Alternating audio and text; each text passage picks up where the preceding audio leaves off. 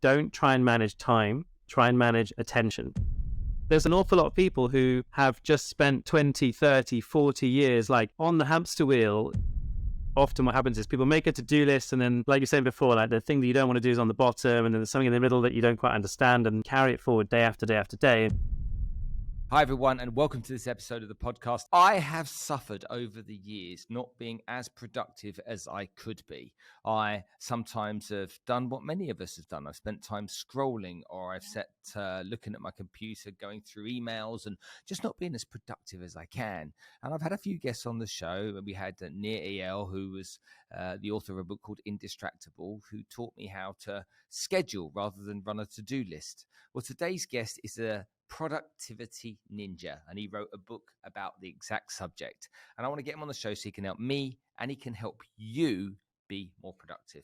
Graham Allcott is an entrepreneur, author, speaker, and podcaster. He's the author of 4 books, including the global bestseller How to Be a Productivity Ninja, and he's host of the Beyond Busy podcast, which explores the issues of productivity, work-life balance, and how people define happiness in their lives. Nowadays, when many people have been switched partly or entirely to remote work, Graham shares his lessons on how to organize your workday, set clear productivity goals, and find tools that foster productivity. Why is it important? Because just going to work and showing up at work isn't enough. Owning a business, kind of running a business, isn't enough. We have to work out how we can be as productive in the hours that we spend at work. Great examples of that are going to the 4-day week experiment that's taken place and been adopted, or the 6-hour workday in different countries, and they are yielding phenomenal results. Let's get stuck in to the productive Spencer Lodge podcast. Cue the music.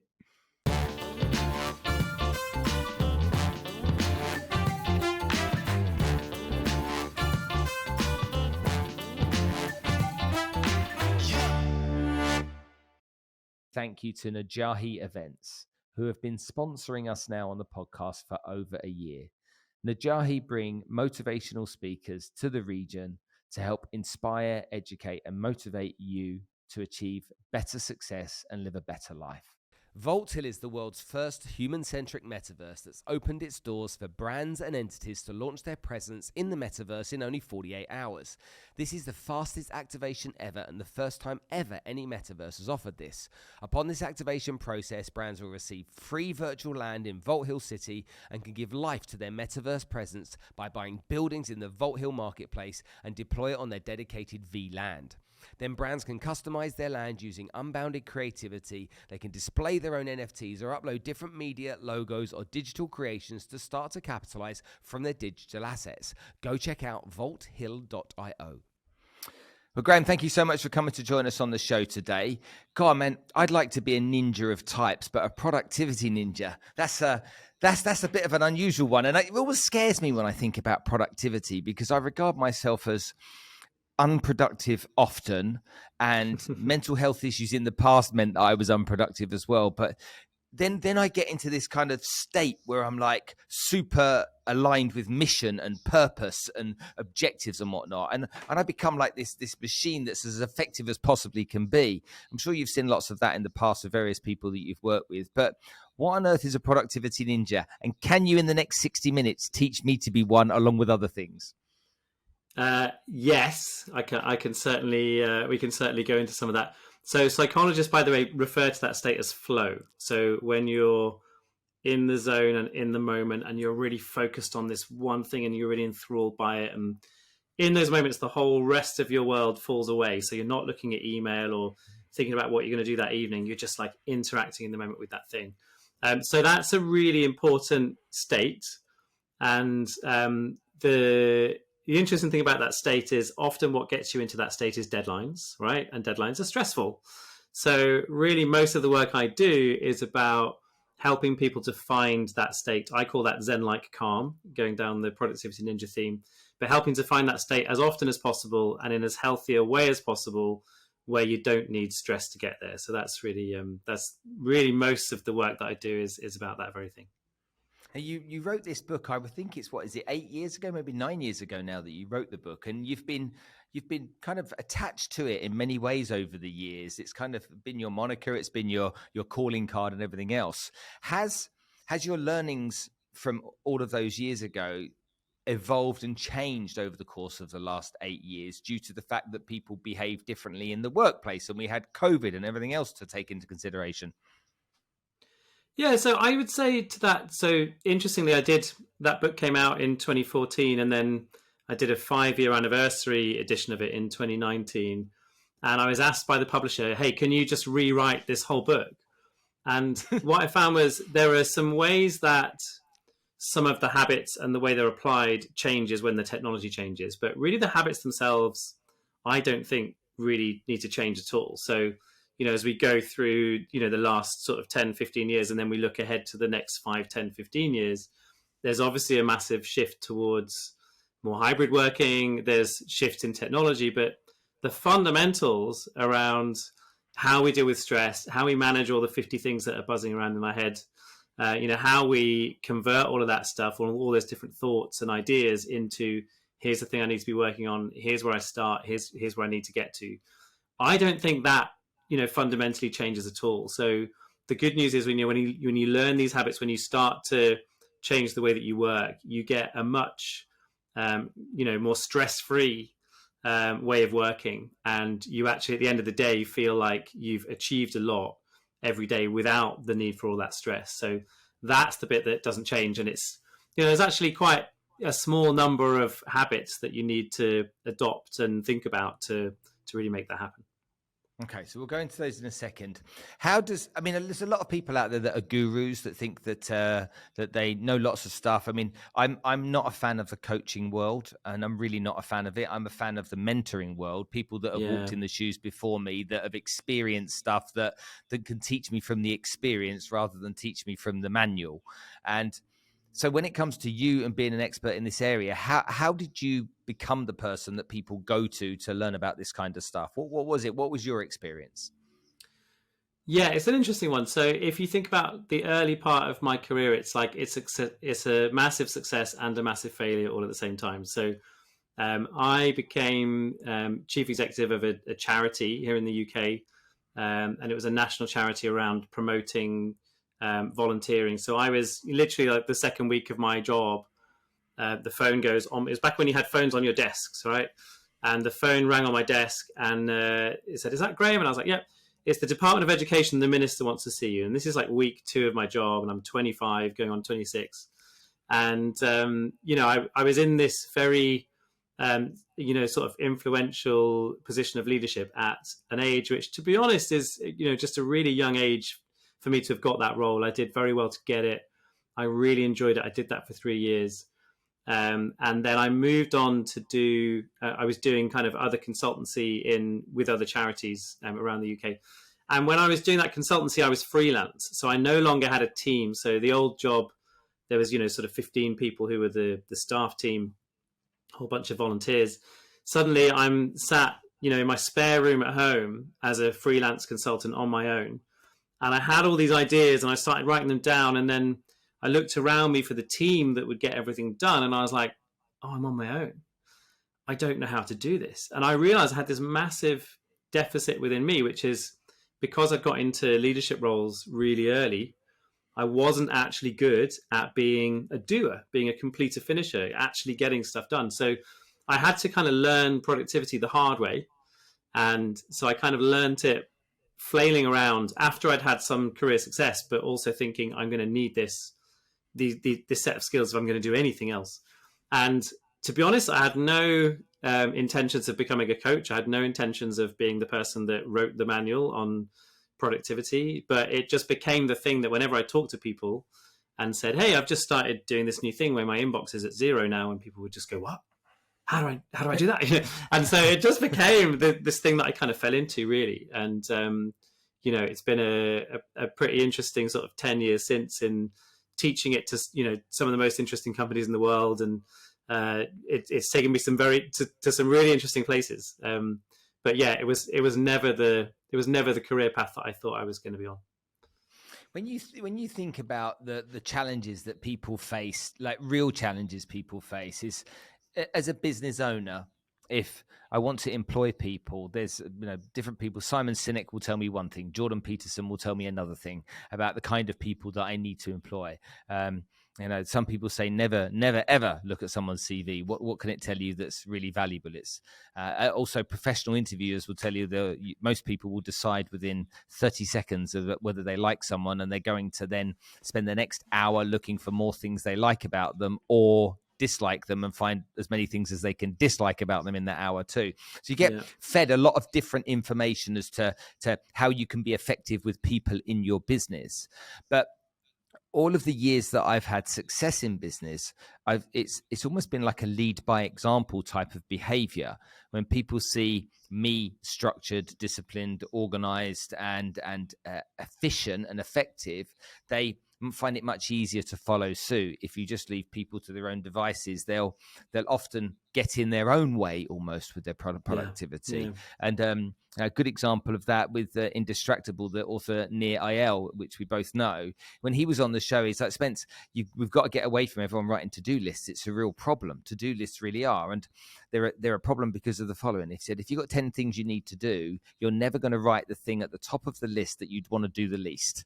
He said, that's going to go at the bottom of the list. And you'll never get to it, because by the time you've got through the first 7 things, everything's slowly getting worse through the day anyway, because you're having to do the next thing, which is less liked than the thing before.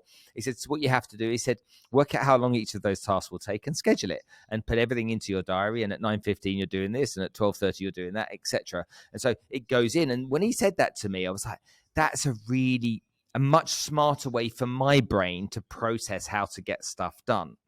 Now, and I was very grateful for the fact that I'm able to just, it's learning tricks or learning strategies and techniques which can work.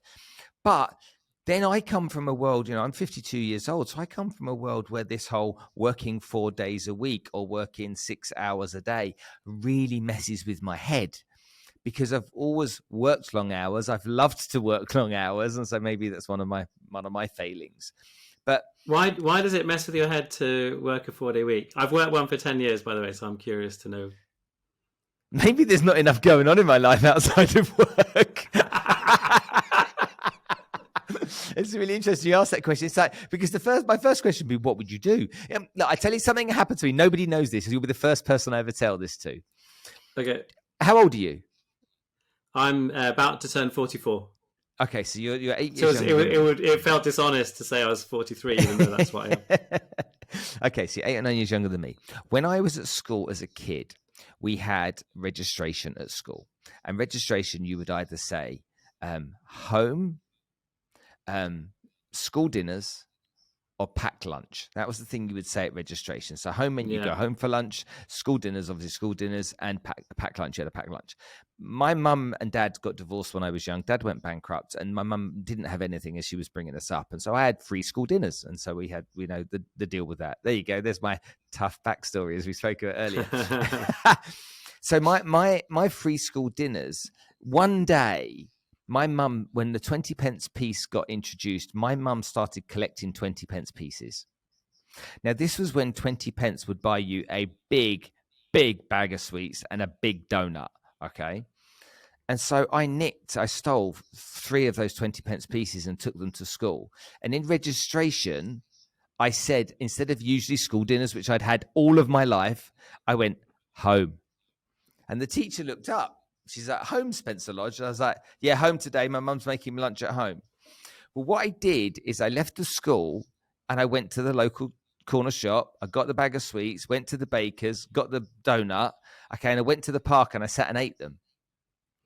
And I came back. No one, I've never told this story. I can't believe I haven't told this story. And I came back probably halfway through lunch. They're like, I was back a bit early. There's no one at the park to play with. I was on my own. It was like, what do you do? I came back into school at lunchtime and I had terrible guilt for what I'd done. Okay. Now I was able to bury that guilt until a few days later when my mum found out that I stole the 60 pence, the 3 20 pence pieces. And I was, I went through all kinds of punishment for that, being a kid and doing that. So I think there's part of that story plays a part in how I think about things relating to that. Does that make sense to you? Yeah, well, it does. And I really resonate with that, actually, because Yeah, I also sort of came from a background. I was actually also a free school meals kid and all of that sort of stuff too. And I think it's really interesting. Like, so my podcast is called Beyond Busy, and I talk to people about their hang-ups about being busy, or what does work mean to them, and I call it the bigger questions of work and life. And I'm really fascinated about identity and the way people see themselves and see their work and see their work as an expression of them, and all of that stuff. And it sounds to me, without trying to be your therapist or anything, but like what I'm hearing, it sounds like what you're saying is that, like, you had this real wish at a really young age to at that stage it was like, I want to seem like I have enough to be able to not be on the free school meals. And like, I totally get that, having been there. But also, like, that, I think often what happens is that stuff from childhood gets programmed into us, and then that's how we then sort of continue our adult life. And it's amazing, talking to, as you do on your podcast. Like, I've talked to politicians, Olympic gold medalists, incredible authors, so many CEOs, so many people who've achieved a lot. And yet when you really start to drill into and question, like, why people do what they do, or where their motivation comes from, I think it can be incredibly primitive, and it can be incredibly unself-aware, if that's the right word. Unself-aware, is that a word? But I just think there's an awful lot of people who have just spent 20, 30, 40 years like on the hamster wheel trying to prove something, because early on part of their makeup was, I need to prove something. And you don't ever really get to the stage where you work out what it is you need to prove, but you're just trapped on that thought pattern that's continuing. So yeah, that really resonates. And I think I had a similar experience in 2017. Actually, I took the whole of 2017. I said, I've built my business, I've got a managing director who's running it, I've done 7 years of my business. I was like, 7-year itch. I just want to have a year of just taking a year out. And so I took this sabbatical for a year, and I felt guilty every day for about 4 months. And everyone around me is going, oh, well done you, this is amazing, like, you're taking time for you, you've worked really hard, like, this is the time to really enjoy yourself. And I was miserable, utterly miserable. And also I was doing things like, I ditched my work to-do list because I wasn't working that year, and I wasn't looking at email, but I basically replaced it with a house to-do list. So suddenly I was like, I'm going to do up this thing in the house and do that. And and so I basically needed some kind of way to sort of stay busy. And it probably took me 6 months actually to really get to the other side of that malaise and misery, and get to a place where it was like, and it sounds awful, doesn't it? But I'm so aware that, like, what I just said is, I gave myself a year off, still getting paid, and I was miserable. Like, how awful that sounds just on the face value of it. But I think, just in terms of the privilege of it. But I think when you get beyond that, it's like, I think so many of us have this really sort of deep-seated need to be busy, or to prove something, or, to drive in a way that you don't really, we don't really understand it within ourselves, and it's just there. So yeah, I relate. And then on the back of that, I mean, everybody that knows me on this podcast knows that I had a year where I was paid not to go to work. So I had in 2012, Yeah. I was on gardening leave basically for 12 Right. months. Yeah. Depression, manic depression, suicide, almost. Planned it, done all my finances, organized it, ready to go, because it was such an empty part of my life where I wasn't allowed to work. So all of a sudden there was no meaning, there was no mission, there was no purpose. And all it did is it took me on, and again, wanting to take time to catch up with people I hadn't had the time to catch up with. Well, that lasted 4 weeks. Then what do I do?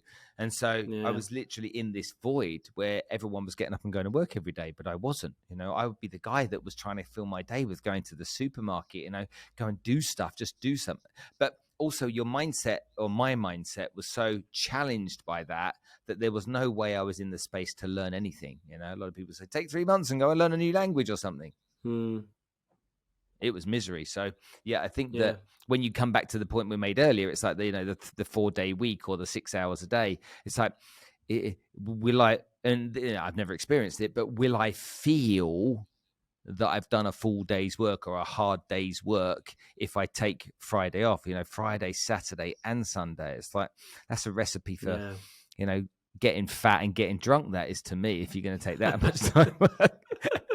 Well, I'm working on both of those things, but I think I do think so. I've worked a 4-day week. My company was one of the first in the UK, probably the first in the world actually, to do a permanent 4-day week. So we've been doing it for about 9 years. It's become very big. There's big trials happening in the UK right now about a lot of companies trying it out, and it's become something that's very mainstream. But when we started doing it, I mean, I was on Twitter, and there was only one other company that we could find that had tried it. And the guy sent me a direct message on Twitter saying, the problem with this, Graham, is that if you let the genie out of the bottle, you can't go back. So be very careful, and basically told me not to do it. I did it anyway. But I think it's made our company more productive rather than less. So How? So here's the thing. So we're not productive in spite of our 4-day week. We're productive because of our 4-day week. And what I mean by that is, I think it's a few different tricks of the mind. When you have Monday to Friday, you've got 5 days. And so if you have half a Monday of just kind of sitting around, just staring out the window, you're not quite getting, around to stuff, you've still got like 4/5 of your week left. Just by changing that to 4, if I mess around with my Monday, I'm a quarter of my week gone. And that difference is so massive in your brain. So I think it really focuses it. Our MD at Think Productive, Elena Kerrigan, she has this like little phrase where it's like, work hard and go home early. And so her thing is like, basically while you're at work, and she is the absolute embodiment of this, by the way. She's like serious, heads down, focused, like really like in flow, that flow that we talked about earlier. She knows what she needs to achieve. She's got clarity and definition around everything she does. But then like her aim is to, if she's supposed to clock off at 5, it's like 5 to 5, I'm done, and I'm ready to go. And so like, I think the 4-day week really enhances that. And so it focuses your mind, but also on the other side of it, what have you done? You've had 3 days of relaxation. Most of the time, one of those days of everybody's weekends is taken up with chores. Let's face it. It's doing the laundry, getting the car sorted out, like all those little things that fill our lives. If you've got a day every week, let's say it's Friday where you can do that, you can actually have 2 days where you're actually relaxed and then come back on the Monday. So I'm a massive advocate for it. I have to say, we've done it for a long time. My company had a massive sort of mission and battle through COVID, where obviously like most of Think Productive's work is face-to-face workshops. We were shifting everything to online, and also at the same time, lots of our clients were saying, "Hey, we're moving to working from home. We have no idea how to do this, and you guys probably can help." So we devised 3 new workshops in 3 weeks. Usually they take us about 9 months to do one. So we were like absolutely flat out, and so in that period, I lost the 4-day week and went back to 5 days, probably for about a year and a half. And it's taken me, back to your story of the 20 pence pieces, like it's taken me probably till now to fully sort of reprogram myself again back into 4-day week.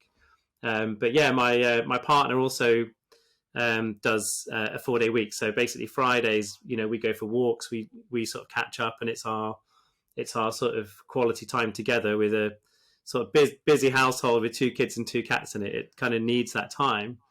And, we just kind of make sure that that's the time that it's just the 2 of us, and that's our thing. So I'm a massive advocate for it. And I think we all probably have to reprogram a lot of the ways that we think about work. I think the other thing that's coming, just to sort of add another sort of curveball into the conversation, is when you then start to think about automation and AI, and you start to think about the fact that humans like to be useful. We like to feel like we're being helpful. It's interesting when you talk to anybody about self-driving cars, they all think, oh, well, I would be better than a car. I would. And I think a lot of that instinct comes from, we have a sense of identity about we know how to drive, so therefore it must be better.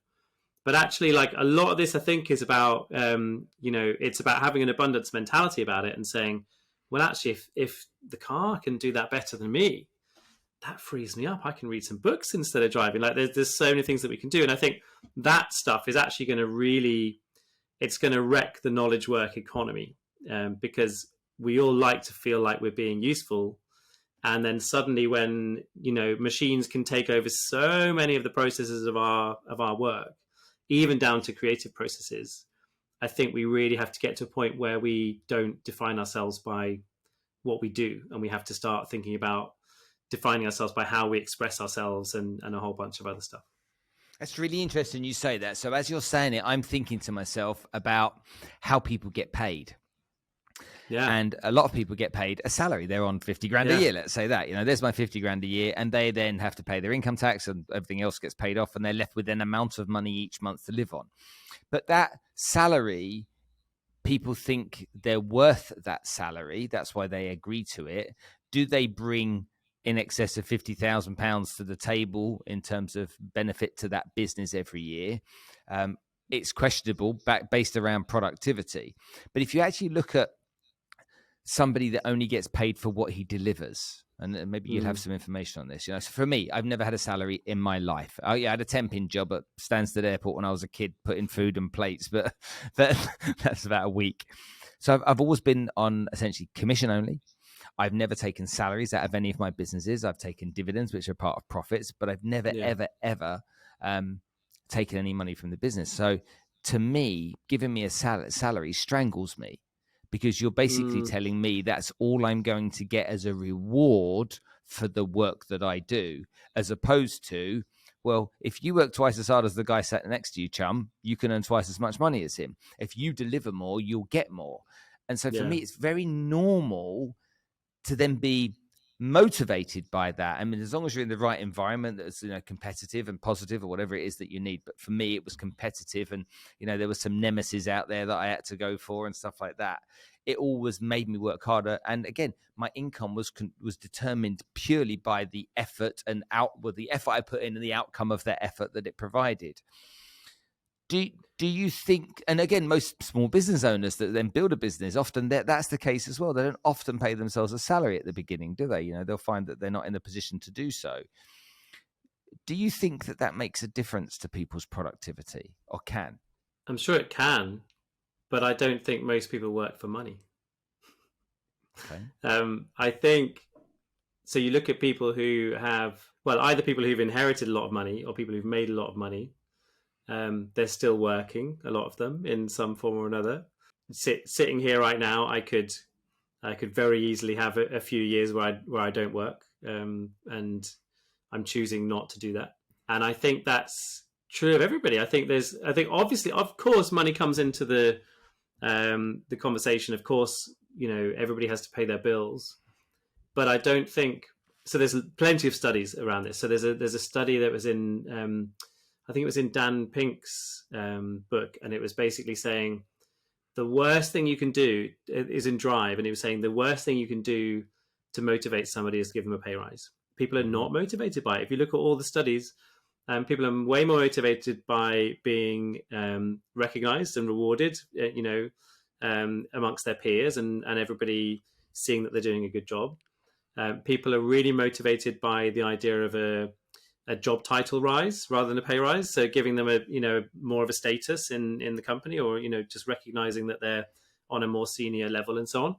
And there was another really interesting study, which I think about a lot, and I've talked to a lot of people about on Beyond Busy, which is the one where they track income and then they look at happiness based on income. And you would think that the more money you make, that it goes up in a straight line like this, right? Like more money, more happiness, more money, more happiness. And what they find is, yes, at the beginning, it goes like that. So until you have a roof over your head and you feel some sense of security, and that's a whole nother fascinating thing, by the way, when we get into money and security, and we probably have some fairly similar childhood experiences on that. But until you get to a level of security, then it's going up like that. And then it basically levels off. So the guy who runs the Glastonbury Festival in the UK, Michael Eavis, has basically for 20 or 30 years paid himself the exact amount of money that study tells you and adjusts it for inflation. So he pays himself from the entire Glastonbury Festival, biggest music festival in the world, about £55,000 a year, I think it is right now. And the reason he says for that is that that's how much he needs to be incrementally happier. And there's no point in him taking, so all the rest of the money all goes to charities and various other things. And, I think that's a really healthy way to look at money and happiness. Because back to your thing about productivity, maybe what you're suggesting there is when you're commission only, then you're just way more motivated because you get all the rewards of it. So you want to keep going. But it's like, but the rewards are for what? What's the thing that you really, what you chasing at the end of it? There's an answer to that because, I was offered the opportunity once. Okay. You earn £100,000. Okay. And you come first, or you can earn £200,000 and you come second. What would you take? And come first in what? So like in a sales competition, let's call it that. I see, right. Okay, yeah. Okay, so you're over the course of a year, you're competing with a bunch of other people. And for me, it was never. And I said, I'll come first on 100,000, please. Said, yeah, but you could have 200 and come second. I'm like, but winning to me matters, and what comes with winning is recognition.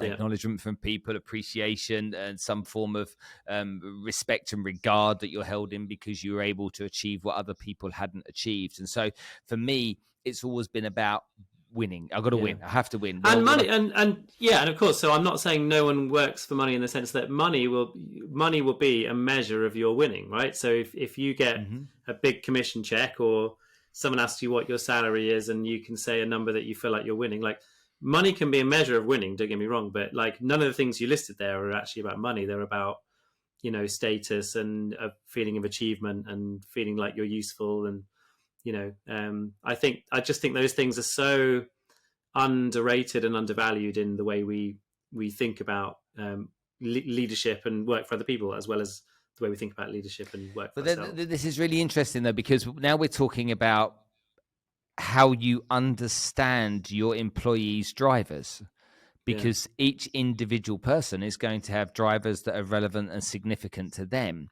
So to make those employees, even your own drivers, for goodness sake, but how do you make those employees more productive? You say, well, let's take money off the table here because it's not a driver. So what are the things? And there's a whole scale of different things. So what would be the process? So I've got, I don't know, let's say 80 or 90 employees here in the office in Dubai. What would be the process that I would have to go through to understand everybody's buttons? Yeah. Wow, that's a really good question. I don't think I have a process so much as I go for lunch with people, right? So like, but seriously, because I think, so we have a thing in Think Productive, which is every month, everybody goes for a coffee with their line manager. And we do have a little checklist in there, but the idea is that it's not a space to talk about work. So it's more a space to talk about your mental health, how you're doing, your resilience levels, what's going on outside of work. Like it's all that sort of stuff. And I think it's in the moments of space where you don't have structure that really like you start to build, connection and sort of understand each other's humanity in the way that you work. So I would say like that's the only thing I can say. It's the only way I know how to do it, really, is that, I'm actually weirdly quite introverted. So I don't like big groups and big crowds. I don't like doing big, sort of away days where everybody's, drawing stuff and putting it on the walls. And, I like to just be talking to someone one-on-one and really sort of understanding who they are. So like, that's how I do it. And I'm sure there are a whole bunch of, very clever sort of personality profile tools which will help. But for me, it's like you've got to make space to understand people as people. So I'm currently writing this book, which is going to be called Kind, and the subtitle is Why Caring Leaders Triumph in a Competitive World. And basically the whole premise of the book is to say that kindness is a really important skill to teach people, because it unlocks being able to understand the humanity of someone. Through that you get empathy, through that you get trust, and once you have trust greases the wheels of every single bit of productivity, right? So if you think about when you buy something from a brand name that you like, do you evaluate whether that thing is well made, or whether it's, you know, got frayed edges or whatever, because it's that brand and you trust them? And so like trust removes due diligence, and you only, I think, get trust by you know, really understanding people. So yeah, that's like, I think that's the most important thing. And also, by the way, like those motivations change, right? Like I think my motivations are really different now to what they were when I was describing that kid at 26 that wanted to be the CEO of a charity and then eventually become the CEO of Oxfam or Amnesty International or something. You know, that was my dream when I was at that age. And it was, a lot of that, I think, was about trying to prove something and wanting to be, you know, kind of a recognized name in that sector. And I just don't think I have that same drive towards that now. Like I think I've sort of gained a bit of, like I was probably a lot more insecure at that age, and I've sort of gained a bit of that security, and now it's much more about just like doing the work that I want to do, and you know, helping people along the way. That's kind of much more kind of how I see it these days. Okay, there's obviously many people listening to this and watching this right now that are saying, yeah, but hold on a minute here. I've got a company. I've got 50 staff. That sounds quite overwhelming in reality. That would clearly mean the structure of the business would need, if you were going to lean into that, would need to be different. And so I've heard. What do you mean, taking them all to lunch? Well, yeah, you can't take everyone to lunch. There's not enough hours in the day, because you'd be really fat then, because you'd have lots of lunch. But if but that's the thing, is that so your job is to take everybody to lunch. Your job is to take your 5 senior leaders to lunch, and their job is to take their 5. Yep. You know. Okay, so that's what I was going to ask. How many direct reports do you think someone should have in a leadership role? Okay. Well, I don't think you should be making the decision about how many direct reports based on whether you've got time to take them to lunch. But I think, you know, I mean, if I think about, I mean, I just had. I just have one right now, which is like my MD at Think Productive. But someone I used to work with, I always found his life really fascinating. So he was a recruitment, like basically he was the owner of a big recruitment business in London, and probably once a year, I really liked him and what he did. So if I knew people that were looking for jobs and stuff, then I would always send them his way. And so we kept in touch, and he was a great networker. He was really helpful to me over sort of different points of my career. But basically my entire interaction with him was we'd email back and forth about different things. And then he'd be like, it's a while since we've had lunch. Let's go and have lunch. So it'd be a day where I'd be in London, and it would always be somewhere fancy in Soho or, you know, just somewhere in central London. And I realized that he was doing this at least once a day, and most times twice a day. So he'd have breakfast, he'd have a breakfast one, and he'd have a lunch, or he'd have a lunch in an evening or whatever. But literally every day of the year. And he had 5 or 6 restaurants where whenever he walked in, they'd be like, oh yeah, obviously we'll get your table and stuff. You know, he was known by these places. But I found it like a really inspiring and fascinating sort of way of working, because he always managed to, it never felt like work. And yet there was always something that happened at the end of it in terms of follow-up where, you know, one of us, whether it was him or me, you know, something good happened where one of us helped the other one. And like, I often think about that. He's retired now, but I often think he must have had several hundred people that he was doing that same method with. And when you really think about it, obviously it's his money. He's got a massive expense account in his business, but actually that's his marketing, isn't it? Like that's his whole marketing. That's his whole sales team is him eating and having a lovely time and meeting interesting people. And it just really struck me how, it's like the embodiment of the phrase "people make the world go round." And it's, I think about him a lot. Yeah. What happened in your childhood? Tell me about your childhood that made you who you are today. What happened in it? So now you turn tables on the therapy thing. So there's probably like three things that are probably most pertinent to say. So one of them was money, right? So I have a very sort of insecure relationship with money due to childhood and basically my parents not having very much. I have this one memory which, like when you have memories where you over time can't remember, you can't work out whether they're an actual memory or whether it's sort of like a soap opera scene that you've created in your head to describe a thing. So basically what happened was my dad lost his job, and then my mum told me about that, and I'd seen on some TV show or on another soap opera or something, I'd seen that if you lose your job, you can lose your house. And I was old enough to know that that was a thing, but not much older. So I was probably, 8 or 9 or something. And I remember saying to my mum when she said, "Your dad's lost his job," I was like, "Are we going to lose the house?" And she said no, but she said no in a way that I didn't believe her. I was like, oh, she's really panicked in this conversation. And that's how I remember it. I don't know if that was actually what happened or whether I've, embellished that memory since. So that was a big thing. So money, I think, has always been a sort of insecure relationship for me. And I've got a couple of close friends actually who do a lot of coaching around money, which has been really helpful, which, I'll happily talk about the money thing in a minute and some of that stuff because I think it's really fascinating.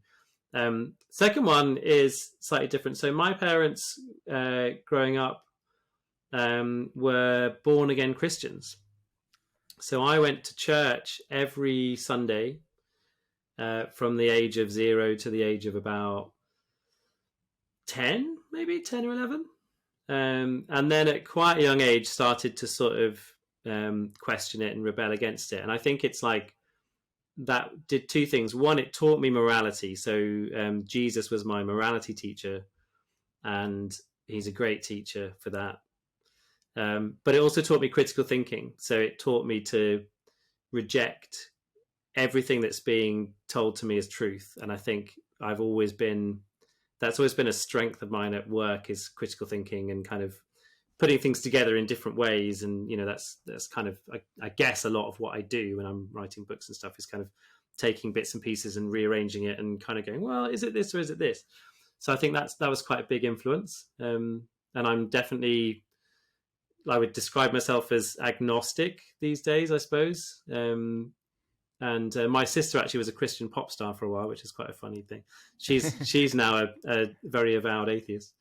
And then the third thing was like I kind of had a tough couple of years at school where I was just not really getting on with organized study when I was about 15, 16, and I rebelled. So I did a lot of truanting from school and became like the singer in an indie band and the promoter of local nightclub nights and the editor of a local fanzine, a music fanzine.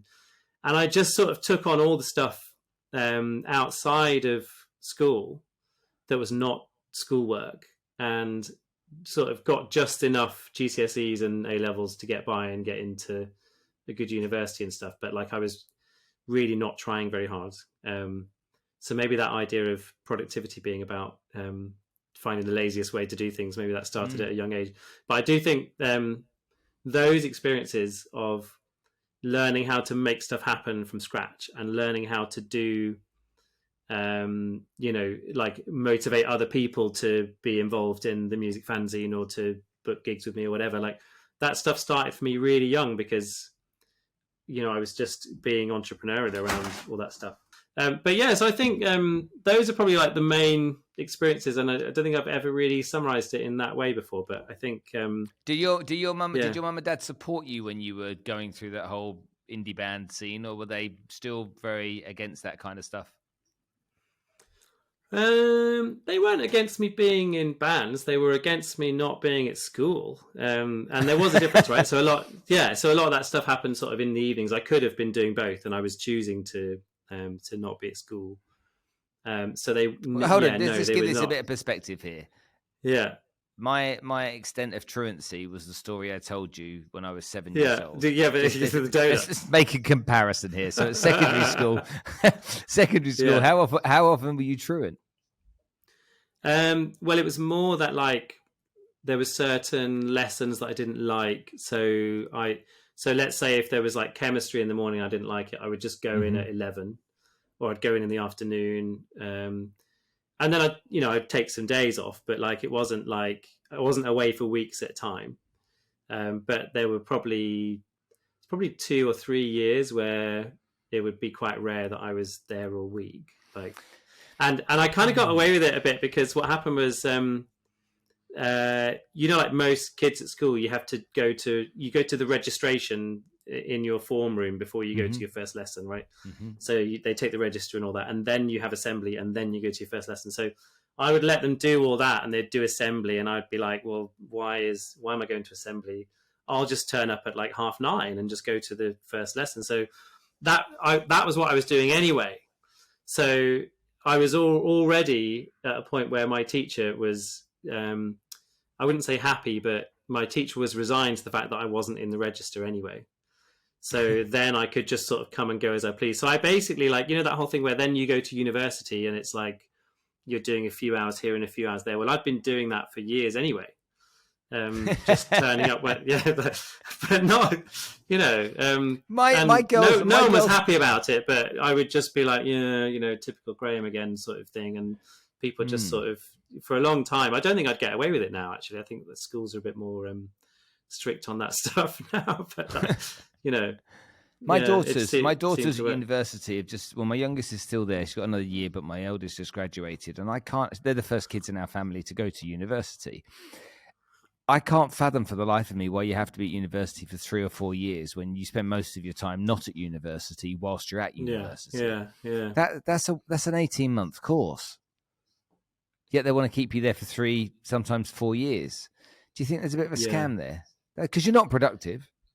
I'm not gonna go down the line of saying university's a scam, because I think that gets peddled on the internet by No. people. Not university's a scam. I'm not suggesting university's a scam. Both my kids at uni. It's how long you have to be at university for. Right, Could the course not be condensed and brought in and just go 9 till 5, 4 or 5 days a week in your classes, doing your study? At the end of every semester, have 10 days or a week for doing all of your, theses and all that kind of stuff, and actually get that all executed in a more productive way and be out 18 months later. Yeah, I think you could. You totally could. What I would say is, what's the bit that you would lose by not having that? So I think the reason I think university is a really important thing, and I wrote a book called Study Ninja after Productivity Ninja. And my publishers had come up with the idea to do that. I had quite a few clients who loved Productivity Ninja and had kids, and they were saying, hey, we need a book for our kids. But of course, I was writing that book on the back of what I've just told you, right? Like, I wasn't there, so I can't really tell you about how I was studying. And I just sort of squeezed through. And actually, if you look at like the first few pages of Study Ninja, on about page 7 or something, there's like actual screenshots from my school reports, which is like, Graham chooses to get by on natural ability alone, but doesn't put in any effort whatsoever, and all that, all this sort of stuff. And one of them was like, he'll never amount to much in English or whatever, which is quite funny. I've written 5 books now, but I think. I really kind of rediscovered my love of learning when I was at university, which I then also talked about in Study Ninja as well. But I think alongside recovering a love of learning, I think the thing about university is it's about, all the stuff that you do outside of the classroom and teaching yourself the teamwork skills and the life skills. And, sitting up till 3 a.m. and debating the meaning of life. And I just think some of those formative experiences they're so important, and B, I think it's really sad that we put pressure on the university system to change and to become more about employability. And it's all become about employability now because, well, in the UK anyway, because kids are paying for it. So they want bang for their buck. They want value for money. But I think that's the wrong way of looking at it. And I think actually we'd be better off getting back to a system where people, like in Germany and lots of other places, got paid to go to university. They took a bit longer at it. And then when they come out, not only are they way more employable, but they're better critical thinkers. They're more creative. They're more able to actually be good citizens and live in the world. And I think the more we try and create, let's do it all in a year or 18 months and make it cookie cutter and make it, all about becoming an accountant at the end of it. It's like, I think it's a real loss because, I think it just feels to me like the formative years of sort of learning yourself. And I learned this actually recently from my partner, who's a child psychologist. And she was saying that your brain doesn't stop developing the bits of the brain that are around identity and self-awareness and knowing who you are until you're about 22, 23. So it's not, we talk about 16 and 18 as these cutoff points of becoming adults, but actually up till 21, 22, 23, like no one knows who they are. So I think the more we can do to support people in those ages to fully understand themselves, like the better those people are going to be as humans for the rest of their lives. And we live in rich countries. We live in countries where there's the money to do that, but we choose other things, right? So I get very annoyed when people start on, and I know you weren't going there, but when people get on this whole like, university's a scam, man, like start working when you're 15. It's like, well, for what? I think it's really important that people also like get to know themselves and get to think about the world a bit and their place within the world before they get into being productive. And I know I'm the productivity ninja, but like there is more to life than just doing. And and it's fascinating you say that. There's a guy that I know, a very successful guy in Dubai. I said, how do you see university? He said, look,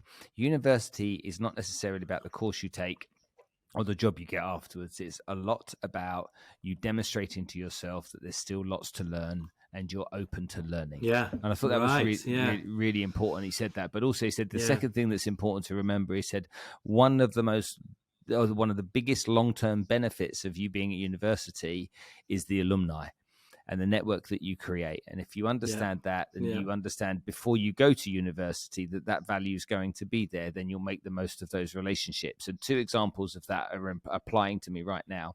One of my good friends, Siamak, he has a business partner called Fari here in Dubai, Siamak and Fari.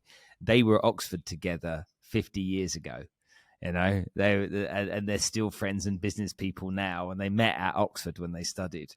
But also then we talk about the negative effects of the alumni through COVID. My daughter graduated in July and hardly knew anybody. She was at UAL in London, and she's like, Dad, we did most of the learning from home. We had the first 3 months, then COVID came in, then everything was kind of distance learning because the universities didn't want to go back to people being in class. And so she's missed out on that opportunity to build those long-term relationships with many people, which are one of the great values of universities.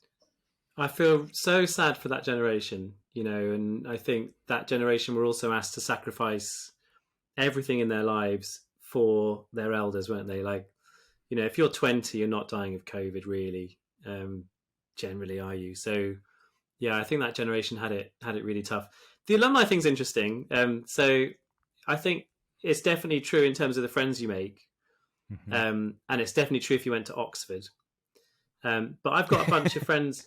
But seriously, because I've got a bunch of friends who I've on a WhatsApp group with. We all grew up in a little town in the Midlands called Rugby. So we've got this WhatsApp group that's called the Rugby Kids. I wonder if this is the first time the Rugby Kids WhatsApp group's been featured on a podcast. But what's interesting, there's like two of our mates went to Oxford, and one of them went to Oxford and also went to RADA, and he's an actor. And so RADA is, obviously as prestigious as Oxford as in those sort of circles. And then most of the rest of us, there's lots of really interesting people there. One of them's a curator of an art gallery that won a big art award in Derry in Northern Ireland last year. Actors, doctors, all sorts of different jobs. And I can't remember how we got onto the topic. I think we were talking about, who were the alumni of our old school, our old secondary school. And I put this question on the group and I said, can anyone tell me a sort of a moment in your life where you've been helped by the crest or badge of your university, like that sort of old school tie thing? And of course, like the two people who went to Oxford both had stories. In fact, Anthony, the guy that also went to RADA, was like, I have got more acting work through the people that I met at Oxford than I have from RADA. Right. So like, because the alumni network of Oxford is so powerful, and Oxford and Cambridge, I think, have that. But no one who wasn't at Oxford or Cambridge, which was the majority of us on the group, could ever come across a thing where they'd been given a job or they'd started a business or a direct link had come via that route into them being then sort of set up or successful. So I think the alumni thing is like, yeah, if you're at Oxford or Cambridge, definitely. But I think the alumni in a slightly different way, where it's just, you get to just, I'm still in touch with some of the people that I went to university with, and they're still just really good friends, So I think you definitely widen your circle of even just like geographically knowing people from different parts of your country or whatever, and people internationally. And, I remember one of my best friends at university was Jewish, and I'd never met a Jewish person in my life before, and suddenly it was like, oh wow, this is cool, like, and just getting to learn all of that, and so I think there's so many benefits like that. But yeah, I think it's a bit of a myth that everybody's shaking hands with funny handshakes and ties. Certainly if they are, like, certainly if anyone's tried to give me a funny handshake before, I've given the wrong handshake back. You missed out. So you didn't know the code. Had you got the code, you'd have ended up being more productive. I have emails that come in. Sarah, my assistant, looks at my emails and tells me the ones I should read, but she can't read my junk box. And my junk box seems to get bigger and bigger. So I'm forever going into my junk box, opening up the email and clicking on the unsubscribe button. But no matter how many times I unsubscribe, they just keep coming and keep coming. And so I have to allocate maybe 30 minutes, maybe 45 minutes once a week to go in and clearing out all of those junk, trashy mails that come through. Should I be bothered by that, or should I just delete them as they come in rather than unsubscribing all the time? So if you don't think there's ever going to be a potential goldmine in one of those emails, I would say no. There's somebody, but sometimes you get an email from somebody that you want, and it's in the junk box, and it's gone into junk by accident. Yeah. So that's how I deal with junk. Is that so I have probably a similar system to you. Like my assistant does a first sift of the inbox, and then I get the rest of them. But the junk folder, it just feels like you're looking at it the other way round to how you look at your inbox. So when you go into the junk folder, your like immediate assumption is all of this is not useful to me, and I'm just looking to cherry pick the one that I want out of it. Whereas when you're in your normal inbox, you're looking through it and you're going, all of this is probably useful to me. Everything is stuff I need to read, and I have to kind of go through that much more methodically. So yeah, like I would say that, a lot of productivity is trying to work out what are the processes that I'm currently saying yes to that I could say no to and cut out. And how can I stop trying to do efficiently the things that don't need to be done at all? So that, for me, would fit into that category, right? Where it's like, how can I stop?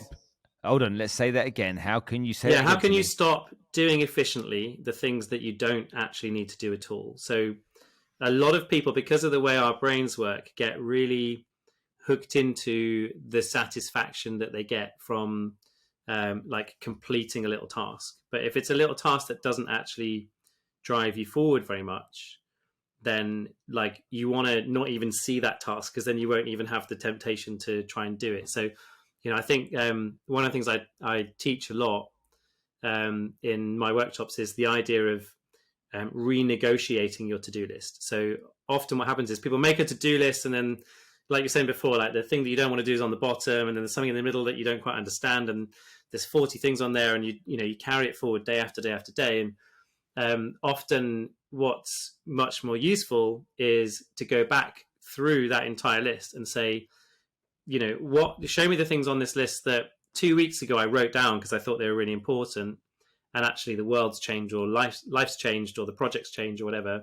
What of these things can I delete, and what of these things can I go back to that person and say, hey, I haven't done this. Do you actually still need it? Like, is there something different you need me to do now? And so I think just renegotiating is something that we don't do often enough. And, like for me, it's like the hierarchy is like no is at the top, renegotiating is next, and then doing is below that. So you kind of have to always look at it as, I love the Warren Buffett quote, which is the difference between successful people and really successful people is that the really successful people say no to almost everything. And so I think, productivity is actually about what you don't do rather than what you do. You've got to figure out what to say no to and what to renegotiate. When I always think about in my businesses, I'm like, is it a money making activity? I think that a lot. Is that activity going to make money? If it's not, then it's not a priority. Yeah, and that's about value, right? So I think being able to, and this is back to your thing about not having a salary and working on commission or having your own business. So having done both, I would say that definitely when you're when you're your own boss, you almost get to a stage where like I almost like see colors in my head where like when I'm looking at my to-do list is like the things where I think are going to add a huge amount of value are a bit hotter in color. Mm-hmm. And then the bits that are just a bit more like soul sapping or a bit more useless are a bit colder in their colors. And to me, that's always about value. And it's like, if I think something's like really valuable, it's almost like the burning issue thing, then I almost just learn to sort of screen that to sort of the top of my attention to pay more attention to. And I remember having this conversation with someone in our business and saying, do you see the colors like that? And they were like, no. And I think that's maybe something that is easier to see when you're like, when it's yours, or like you're more self-directed, or the results are on you, than it is when you're an employee. But like, also I think people just have that. I just have that a bit more naturally, and some people have that a bit less naturally. But yeah, so what I learned from that was that it's always very helpful when I say out loud something in a meeting or whatever that to me is quite obvious because I see it in those colors, but other people are like, there's 50 things to do. And like me just saying, okay, which is the thing that drives the most value, whether that's, profit or whether that's something else. People go, oh, of course. And so like, it's something I've sort of learned to actually voice out loud rather than just sort of take for granted in my own head, if that makes sense. Does make sense. Okay, so a couple of questions here around books that have influenced you along the way, but also, you've gone on to write 5 books, and you're writing book number 6 now, yeah? Yeah, this is book 6, which is the one called Kind, yeah. And I wrote a book, and I hated every minute of it, as everybody who's ever listened to any of my content knows. It was the most horrible experience ever. You obviously enjoy it, and you've talked about not always. oh, okay. Please be a brother of mine. What was it like? Do you enjoy it or not? Some of them I've enjoyed more than others. This last one I haven't enjoyed, and I'm just coming to the finish line of it. And I'm happy to talk about that. I think it's going to be my best book, but I haven't enjoyed writing it at all. I found it really difficult because it's a completely new topic. So whereas the last couple of books, I did a book on meetings, I did a book on nutrition, but it was about nutrition, but I wrote it with a nutritionist, and she did the nutrition parts, and I was doing the habit part. So again, it was like, it felt really front and center. It's what I'm teaching every day, and it just felt easy to write. Whereas this has just felt like I felt a lot of imposter syndrome. I've been in my head a lot, thinking, who am I to be the one writing this book? Why is it me? And I've also had like, I think some books had just come out in the right shape, and so you write the first draft, and then it feels like, okay, it's the right shape. I might block a bit off here and add a bit there and whatever, but like the shape's right. This book, I mean, chapters have moved from chapter 3 to chapter 9, and like it's been like a shifting mess for most of the process, and I'm about a year behind the deadline. It's been a really hard one. It's actually been it's funny you say that. Like, there, like, you either love writing them or you don't. I think this will be my last book, and I've said that to everybody close to me in my life. I haven't said it to my publisher yet, but I do think, like, I'm kind of done with books for now in terms of once this one comes out, I'm so proud of what's in there, and I really want to just be spending the next few years of my life like really bringing that stuff to life in businesses and for people, and that's what I want to do. So why would when I've got all this, I'm sitting all this stuff and I want to take it out in the world, that doesn't happen by me squirreling myself away and writing another book. And as someone who is quite introverted, that's also my easy way out. So I've probably written 3 more books than I needed to, like, financially. So I would have been better off, because books don't pay very well. I'm guessing you'd concur. Like, you have lots of other revenue streams that are much more lucrative. They say if you're an author, you're an authority. That's why I wrote a book. You've written 5 and 6. 6 is done. So 6 books. That means you're a legitimate expert, and everybody should listen to what you've got to say around this particular subject, or around the subject of the books talk about anyway. Yeah. So, but I think there is some value to be said of, like, whoever's writing a book, and this happens to me quite a lot. I get asked quite a lot to like, write the blurb for somebody else's book. When they have all the different people on the back saying, "Hey, you should read this book." Not the forward, but just the little blurbs on the back. I'm not that important to get the forward, but I sometimes get asked to do blurbs. And when I do blurbs, I always make a real point when I send the email back to the author of saying, congratulations on writing a book. I know how hard that is, and I know how much you've sacrificed to make this happen. So, like, just well done, because I think often it is a really painful process. And I think, coming back to your point about authority, I think even with books where I don't necessarily agree with what the author has written, there can be no doubting that person has spent a lot of hours sat in a room working out what the hell they think about this. And I think that is valuable in itself. So even though books, I think, have been maybe a bit devalued in the last few years, it's way easier to write one. Lots more people do. Publishers aren't the only game in town. There's lots of ways where I think books have been devalued. But I think just the process of writing a book, to work out what you think about something and to crystallize that in the best way, like, it's painful, but it's also, like, it does make you an authority, because I think you've just had to spend, you've put the hours in.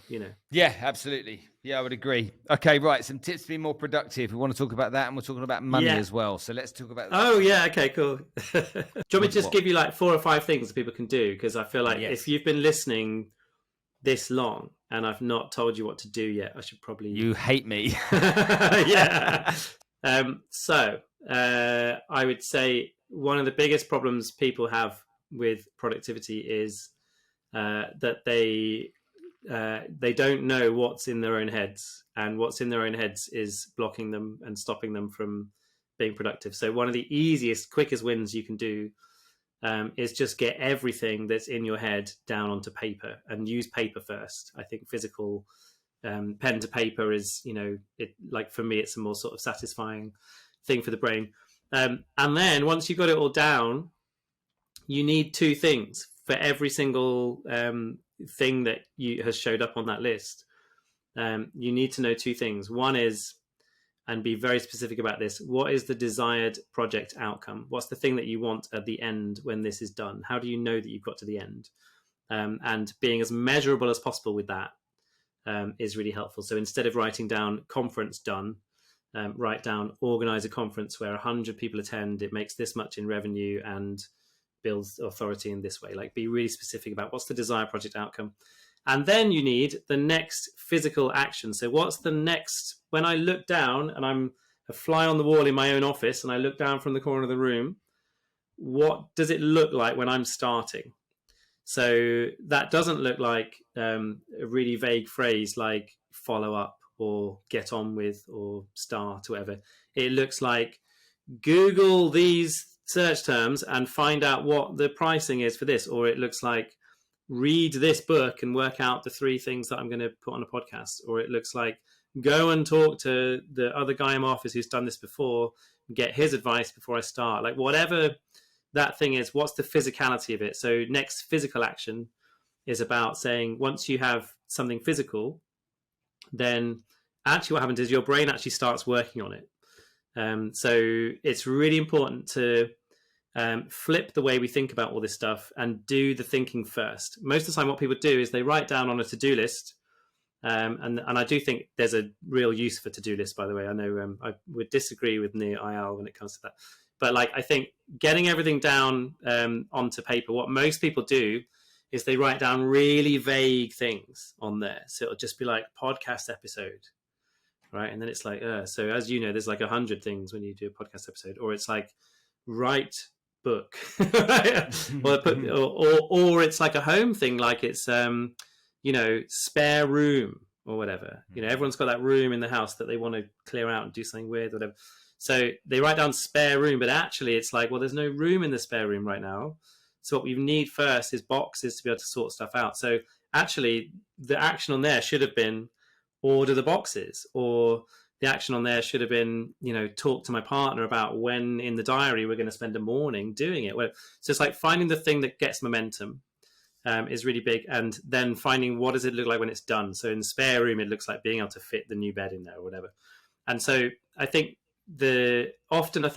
how I describe that to people is like the art of specificity, right? So when you get really specific first, then every time you come to your to-do list, even if it's like Thursday and you've already worked 10 hours and you're really tired, you get to Thursday and all of those things are so clear and so specific that you just know where to start. Whereas you don't have that thing where you look at it and you go, I'm tired and my list still has loads of thinking left to do in it.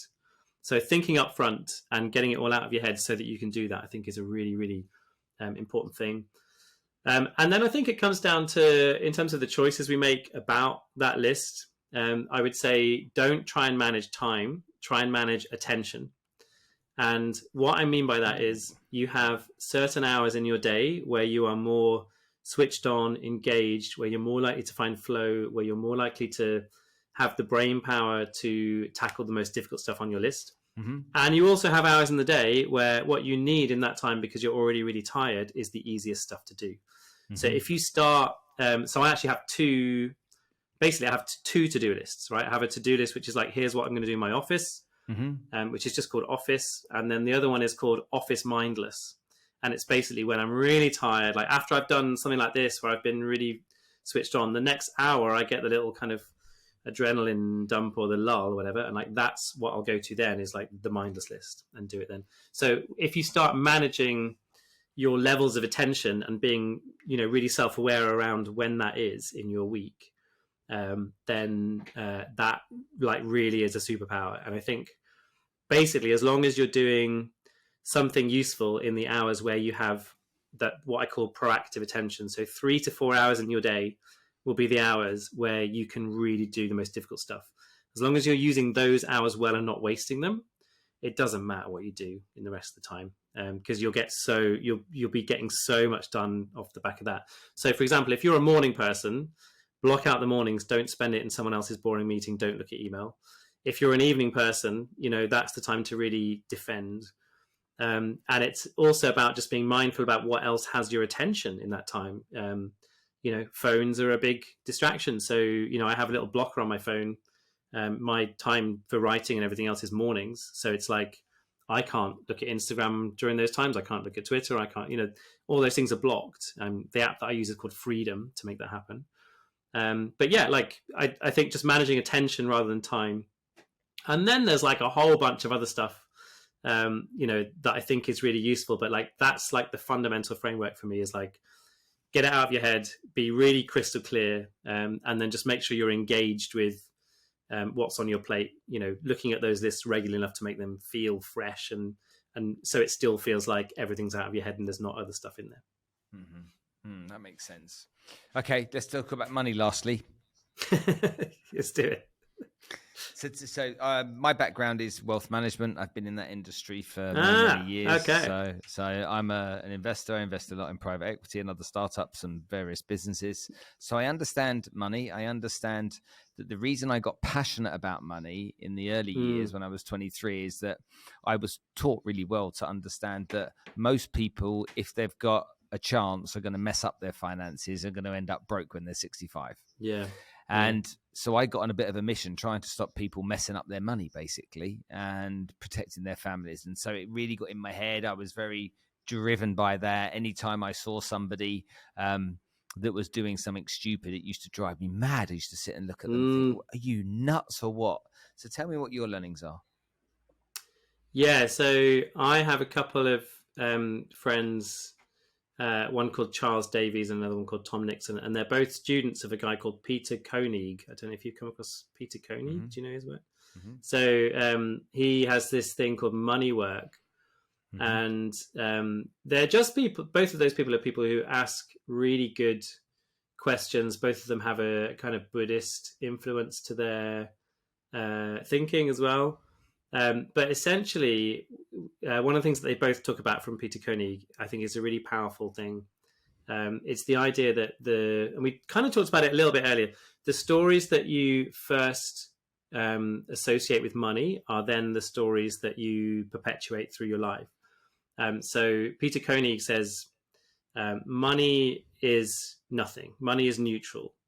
If you think money is power, that's because you've put that story onto it. If you think money is security, that's because you've put that story onto it. If you think money is freedom, if you think money is glamour, like, you're the one projecting. So money is neutral, and then it's the stories that makes money become the thing that it is for you.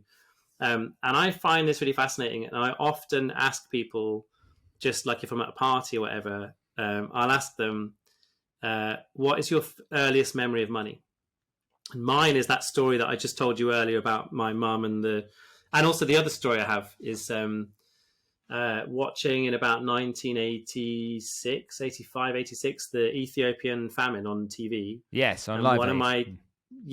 Just before Live Aid, where they were reporting it, and then one of my teachers at school was raising money for Save the Children, and I was just like, fuck, I can help. Cool. So I was like really young at the time.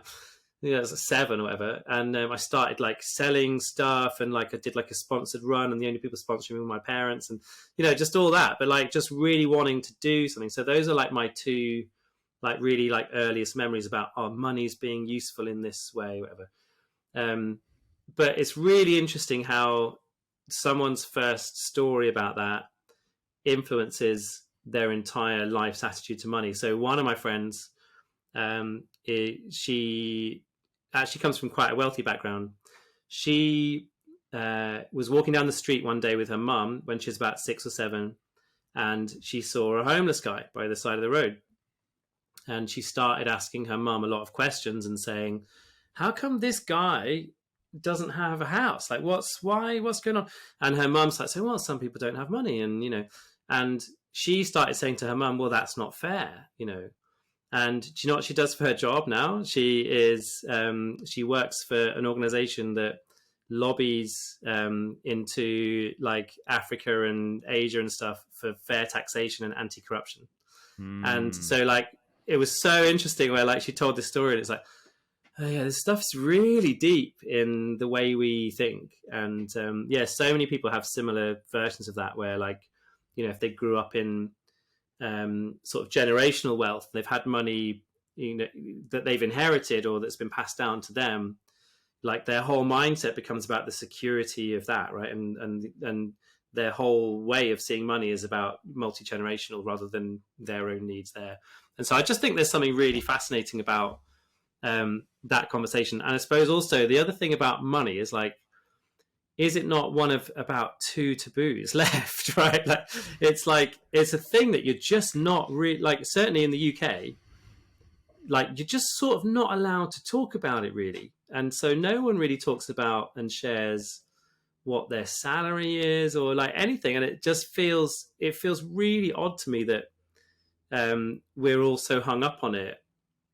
Whereas actually when you start to share those things and explore it and get more curious about it rather than just kind of pushing it to one side, like everybody gets more savvy and more in tune with, their own feelings on it or what they need to do differently. So yeah, I just think it's really fascinating when you get on to talking to people about money, because a lot of people don't want to. So it's actually quite a rare conversation. But the interesting thing about it is that there is a certain amount of money in the world, or there's been money printed over the last few years, so that's a bit different. But cryptocurrency, as an example, there's a certain amount of Bitcoin in the world. It will end up in the hands of the people that understand it best and have the right mindset around it. And I think it's always, Norman Vincent Peale's The Power of Positive Thinking. It's just like, it always starts, whether it's productivity, whether it's managing money, it always starts with the stories, doesn't it? What is the story that we're telling ourselves? And what story can we learn that we can then re-educate ourselves to use, that can help influence us to make the right types of decisions, to be more effective with this money as an example. And I think the taboo isn't money. I think the taboo is kind of surrendering to learning about the things that you need essentially to relearn, because you're setting your ways with a belief system. Yeah, absolutely. So Charles Davis, one of those 2 friends of mine that I mentioned, who's a teacher on this stuff, he did this really interesting thing with me where in the middle of a conversation about it, he said, for example, what I do sometimes is I just get people to open up their wallet and just take all the money out and put it in my hands and just see how that feels. Are you up for doing that? And I said, oh yeah, like let's do that. Let's play around. So I got all the money that was in my wallet. It was about 100 quid or something, and all the notes, and I put it in his hand, and he said, cool, yeah, how does that feel? And he just put it in his pocket, And I was like, oh, feels a bit weird now. Like, you've just taken my money. And he's like, yep, I have. And I was like, oh, right, okay. And like, I could feel like the hackles go up in me, like, oh, lack of security, and like all these things. And of course, like in the end, like after about 10 minutes of watching me absolutely squirm about it, he was, he gave me the money back. But then he said to me at the end, he said, the thing that you need to know about this is that you are like programmed and biased by your money story. And that's like the Peter Coney kind of, sort of theory on it. And he goes, that's okay. Like it's okay that you're programmed and biased, but just know it will affect every decision that you make ever. So then it's up to you. Like when you're ready to undo that, you can do that. Like you can reprogram that. Yeah. And then it doesn't mean that you won't have a bias, but it means that you might have a different set of ways to think about it, or you might have multiple biases or whatever. But like, you can change it, but and it's also fine that it's there. Like you don't have to look at it as being, a deficit, but you do have to know that it's there. And then once you know that it's there, so now that I know that it's there, I can't say that it's like not an issue for me, or that I don't get worried about money, or it's not like, hey, everything's like there's no anxiety. But I would say that my awareness of it is so much better now than it was, even a few years ago before I was having those conversations. And that does really sort of impact the way you think about it. But back to your thing about like, there's a finite amount in the world, and it, like, I think money generally will flow to the people who are ready to receive it, and money will flow to people who have the best education. I think that's true. But even that idea that there's a finite amount of money in the world, like, yeah, they just print more. Like so even the value of money is like, it's a collective story, isn't it? The value of Bitcoin is a collective story. The value of fiat currency is a collective story. Like all of it's just a story, isn't it? It's a story, not a store. A story, not a store. I love that point. We'll finish there. Graham Allcott, thanks for coming to join us on the show. It's been such a pleasure, Spencer. I just want to say thank you. And this has been a very different kind of conversation to many of the ones I have on podcast, and I've really loved it. So yeah, just want to say thank you so much. Yeah.